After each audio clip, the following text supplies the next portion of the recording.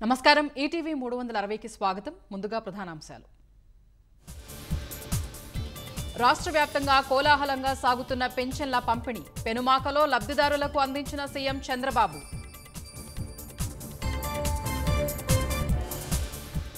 పేదరిక నిర్మూలనకు కృషి చేస్తానన్న చంద్రబాబు వైకాపా ప్రభుత్వంలో అబద్ధాలతో కాలం గడపట్లేదని వెల్లడి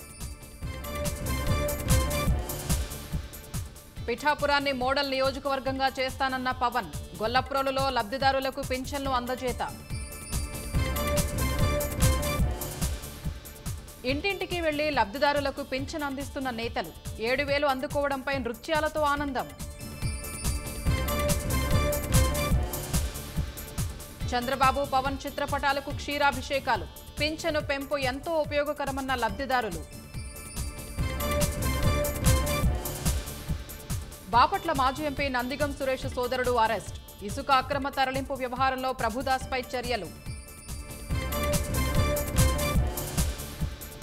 అమల్లోకి వచ్చిన భారతీయ న్యాయ సంహిత చట్టాలు ఢిల్లీలోని ఒక వీధి వ్యాపారిపై తొలి కేసు నమోదు